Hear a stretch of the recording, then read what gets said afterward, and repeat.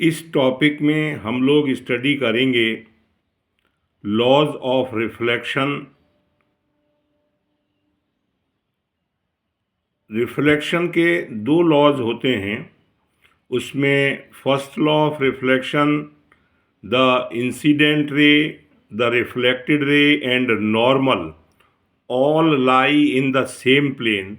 आप देखें डायग्राम में एम डैश जो है प्लेन मिरर है और ए ओ जो है इंसिडेंट रे है, ओ बी जो है रिफ्लेक्टेड रे है और ओ एन जो है नॉर्मल है। यानी फर्स्ट लॉ का मतलब ये है कि O A, O B and O N ये तीनों एक ही प्लेन में लाई करेंगे। उसके बाद हम बात करेंगे सेकंड लॉ की।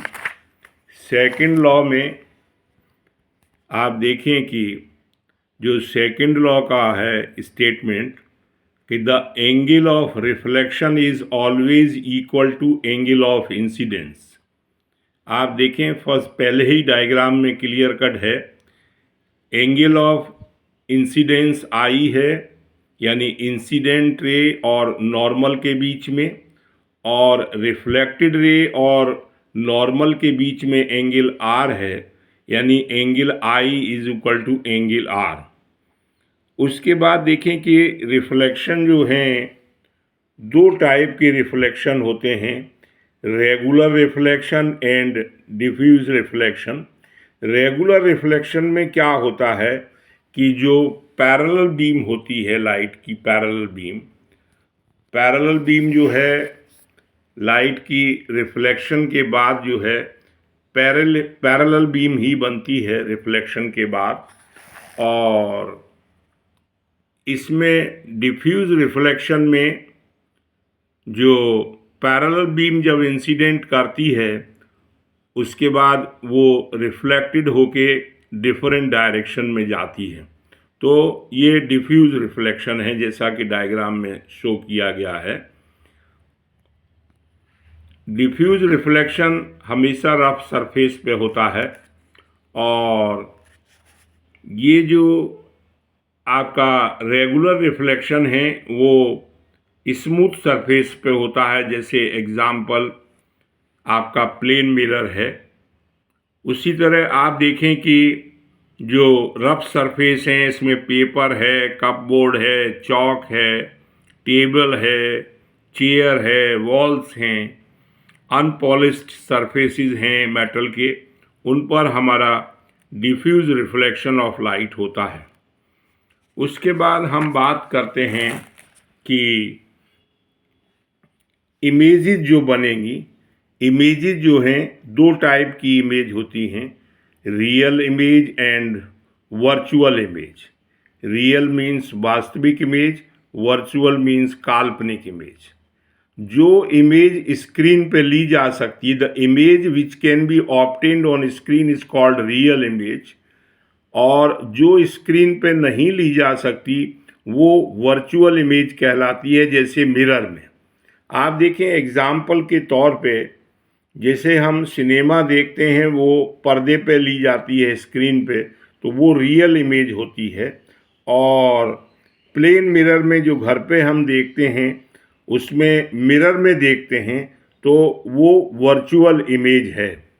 उसके बाद प्लेन मिरर का इमेज फॉर्मेशन देखें अगर आप प्लेन मिरर का, तो आप डायग्राम में देखें इसमें कि एम डैश जो है प्लेन मिरर है और ओ हमारा ऑब्जेक्ट है।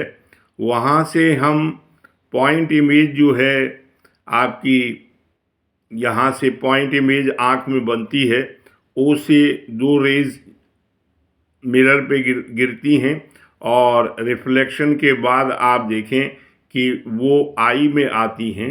यानी आप देखें ये रे कहीं इंटरसेक्ट नहीं कर रही हैं और ये पीछे से आती हुई प्रतीत होती हैं, यानी वर्चुअल इमेज बनती है। प्लेन मिरर में हमेशा ध्यान रखिए कि वर्चुअल इमेज बनेगी, इरेक्ट इमेज बनेगी और जो साइज होगा ऑब्जेक्ट का साइज होगा उसके बराबर बनेगी और मिरर के पीछे उसी डिस्टेंस पे बनेगी जिस डिस्टेंस पे ऑब्जेक्ट रखा हुआ है। तो ये इमेज फॉर्मेशन होता है। उसके बाद देखें, एक होता है लेटरल इन्वर्जन। लेटरल इन्वर्जन में क्या होता है कि जब ऑब्जेक्ट जो है प्लेन मिरर के आगे रखा जाता है, when an object is placed in front of plane mirror, then right side of object appear to become left side of the image and left side of the object appears to become right side of the image. This change of side of an object and its mirror image is called lateral inversion. ये lateral inversion बोला जाता है। और lateral inversion के बाद जो है lateral inversion जो है रिफ्लेक्शन की वजह से होता है। उसके बाद देखें कि इसमें प्लेन मिरर पर जो क्वेश्चन बनते हैं उसमें आप देखें क्वेश्चन को, जैसे ये क्वेश्चन है कि an incident ray makes an angle 35 degree with the surface of plane mirror, what is the angle of reflection.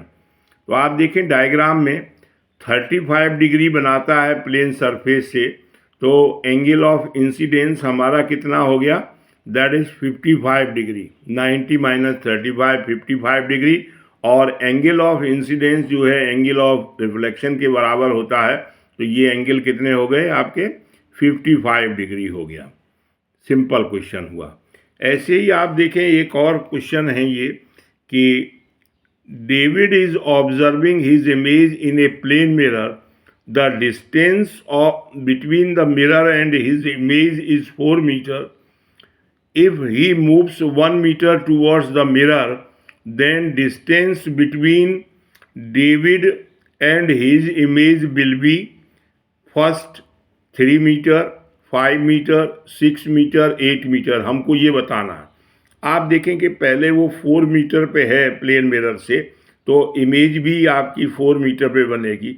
फिर वो 1 मीटर ट्रैवल कर लेता है, तो 1 मीटर ट्रैवल करने पर जो है इमेज भी 3 मीटर डिस्टेंस उसका हुआ, 3 मीटर पे ही इमेज बनेगी। टोटल डिस्टेंस डेविड और इमेज का कितना हो गया, 6 मीटर। 6 मीटर हो गया। तो इसका मतलब जो है आंसर जो है सी करेक्ट है, 6 मीटर। धन्यवाद।